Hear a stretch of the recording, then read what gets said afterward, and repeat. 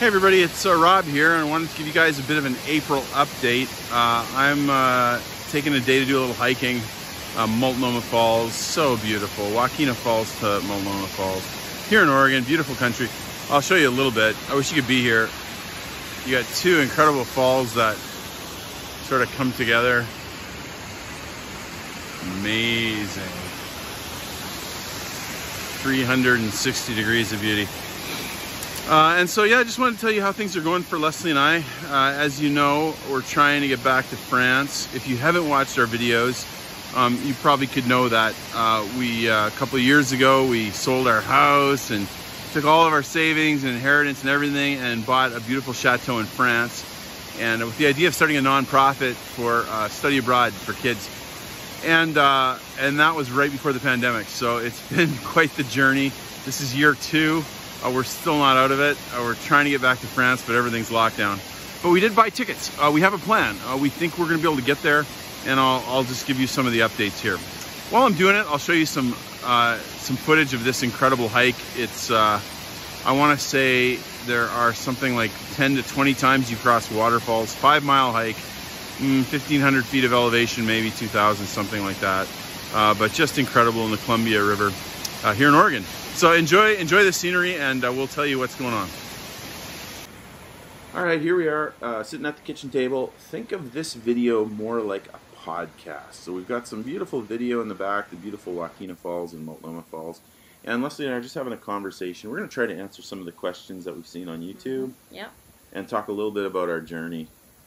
So you are wanting to get back. Desperately. You're dying. Yes. Yeah, it's hard. You know, you put your life a bit on hold because you think you're doing something a certain month, and then plans change, which has been the theme song for everyone. I realized this last year, but I kind of had thought by this point it wouldn't be as extreme as it is, and here we are. Yeah, you know, the young people are really good about talking about mental health, and sometimes us older generations are kind of like buck up and take it, and I guess we're that way too. But I will say this has been challenging with mental health. Like, this is the most challenged I've ever seen you, and I've been the same. Yeah, it's hard. You know, when we had our house, you have a yard and you have a life and a schedule and your kids come and go. But once the house is gone, and we're in a little smaller accommodation and our beach house is rented, there's less things to occupy yourself.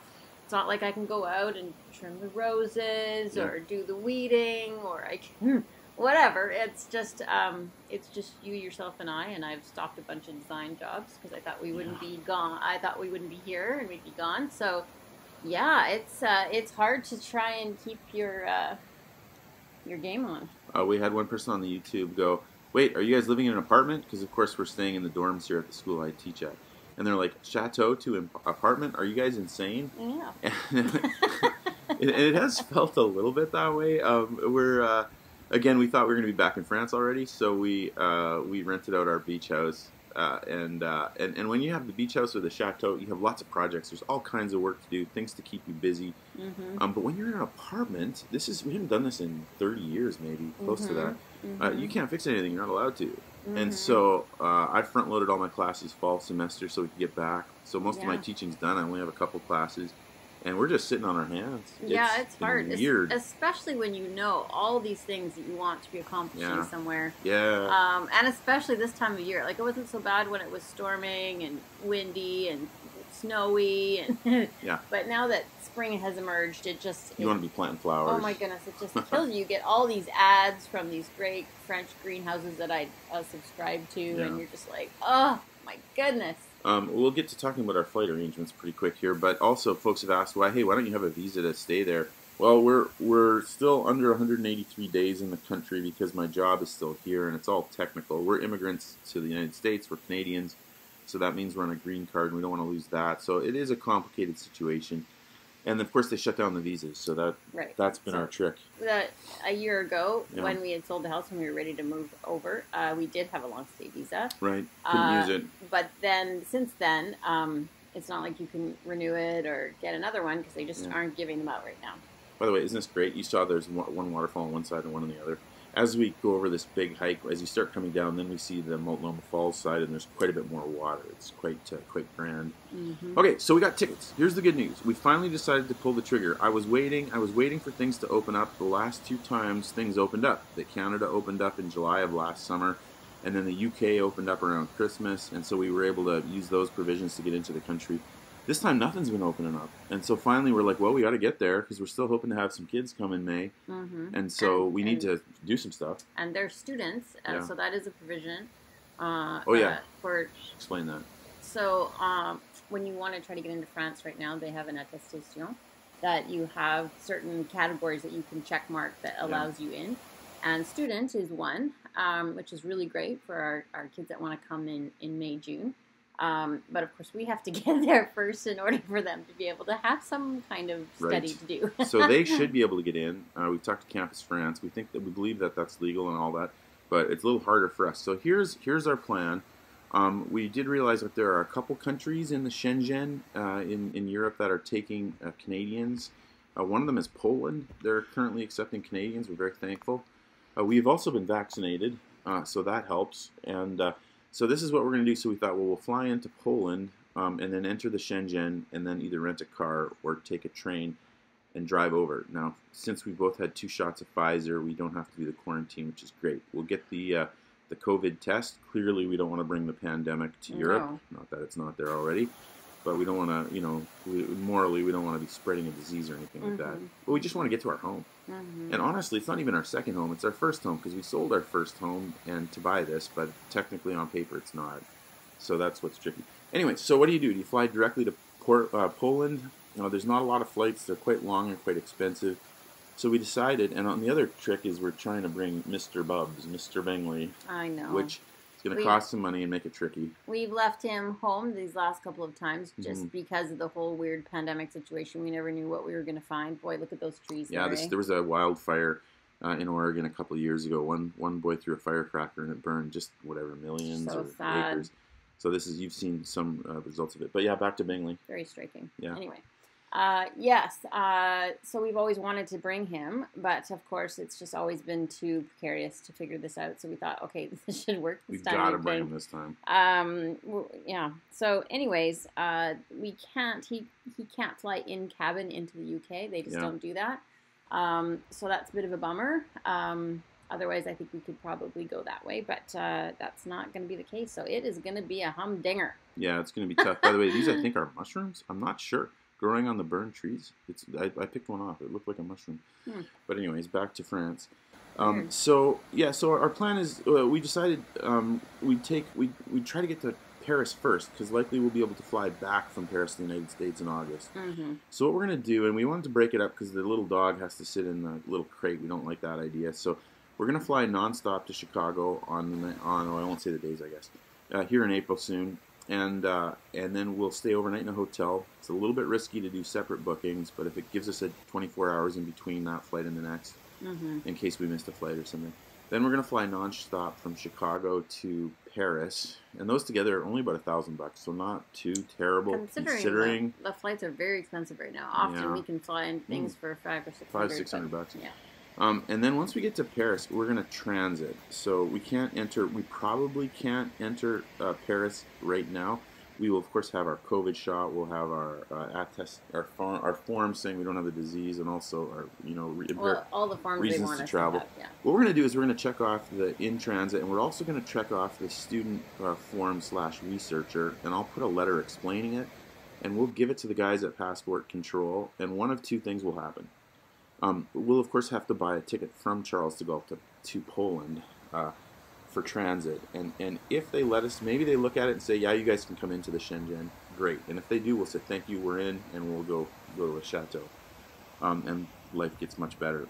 But if they say, no, you can transit to Poland, then we'll say, okay. And we get on the next plane. We'll leave like 7 hours at the airport, lots of time. It'll be it's day 3 by this point. But we'll get on the airplane, we'll go to Poland, enter the country, Lord willing, and then stay in a hotel for a bit until our quarantine requirements are satisfied, the vaccination, and then either rent a car and drive to France or take the train, assuming the borders are all open. Yeah, every day, literally, something changes in some country about something. So we're just praying that some good things will change in the next month here before we go. And who knows? Like I say, things change very quickly. Right. All of a sudden, numbers can get better or worse or whatever, and things change. So it could be a 2.5-day journey to get back. It could be a 5-day journey. Best case, we get there 2.5 days. It costs us maybe $2,000 or $3,000 total. Worst case, it costs us more like $4,000 or $5,000, and we get turned down in Poland and sent back to the United States. That would be the very worst case, with a very unhappy dog. But you know, and so back to some of the YouTube comments. Isn't it beautiful? These are some of the big falls on the the log is just sitting precariously. I know. When you ever if you ever go to Multnomah Falls in the Columbia, it's about 45 minutes from where we're living here in Portland, maybe 30 minutes. And you see the big falls, which are still coming in the video, and you think that's it, but if you hike all the way up, this is all the stuff you see. Like the falls just keep going. It's incredible. That is beautiful. Okay, back to the YouTube comments. We had I remember one person said they go, "No offense, but are you guys insane?" Like, and I think that was connected to you're living in an apartment, living in a dorm, like, trying to make this happen, taking all your money, like you sold your house and all your inheritance and all your savings and put it into this chateau. It's incredibly dangerous financially. It's incredibly uncomfortable with 5 days and all these thousands to get back. What are you doing? They say, and then another guy goes, "Are you guys like religious fanatics?" And then they were really pretty unhappy about that. They don't like religious people on YouTube or whatever. And everybody has the right for that. And I read these two comments. Are you insane? Are you religious fanatics? And I want to say no. Like, I'd like to say no, we're not insane. We're actually super cautious types. Yeah. But at the same time, we could also be sitting in our very comfortable suburban home. Yeah. At a really good point in life at our age where you're doing well, and our kids are doing well, and they're old. They're older. They got done their BAs, and you're like, well, you could be staring at the wall, and you could be golfing every day, or just traveling for fun, eating in restaurants. I don't know. Like, there's other ways to spend money. I get it, but I get kind of bored personally. So and go ahead. Yeah, no. The question is, what do you want to do with your life? Exactly.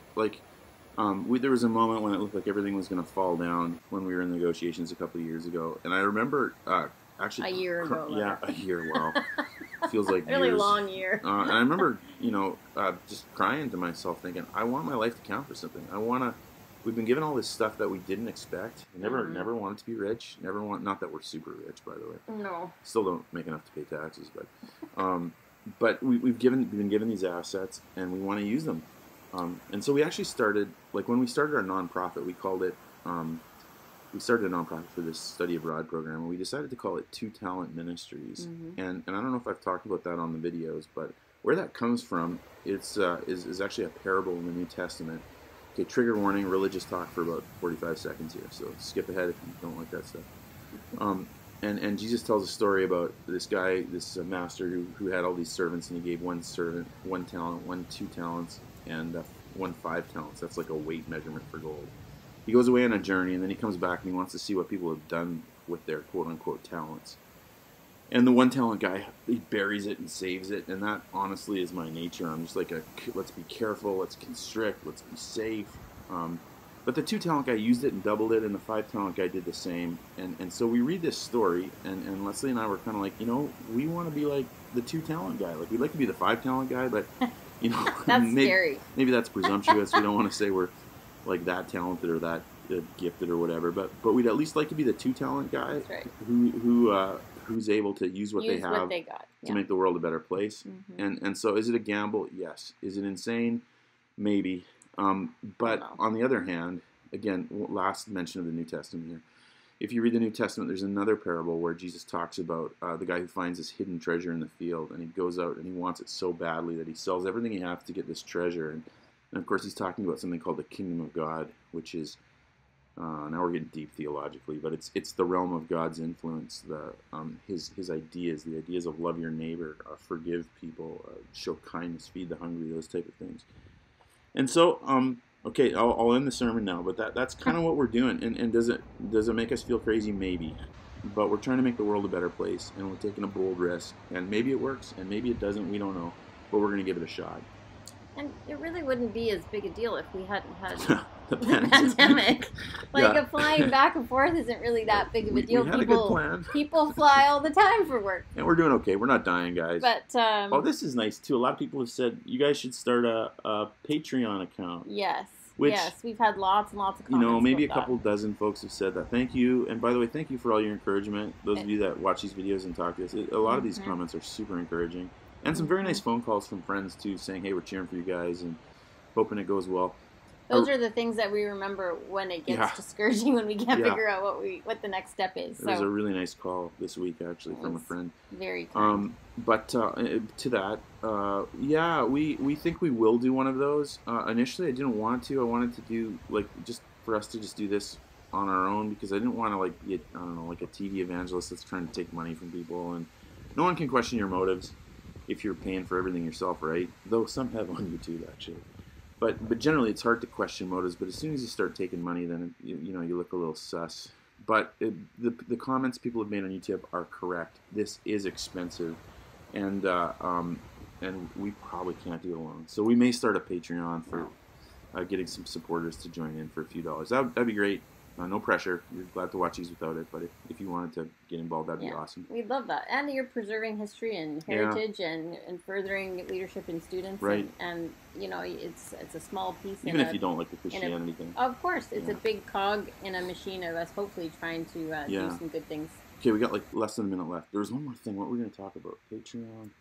I can't remember now. There's Multnomah Falls, by the way. That's just like half an hour from our house. That's the iconic shot. It is. It's second tallest waterfall. It's incredible. In the States. Anyways, I guess that's pretty much about it. Thanks for listening to our journey. We appreciate those of you that pray. We sure appreciate your prayers. And hopefully we will get back and we will start shooting some videos of the Chateau. Sorry, this is me taking my shoes off because I'm so tired after the hike. And thank you again. Man, that was a good hike. That was tough. It was tough, tiring. Looks like it was closer to 7 miles, 6 miles, maybe 6 and a bit. But anyways, hope you enjoyed the recap and the updates. And if you ever get a chance to come to Oregon, you should come to Oregon. It's just beautiful here. All right, see you later.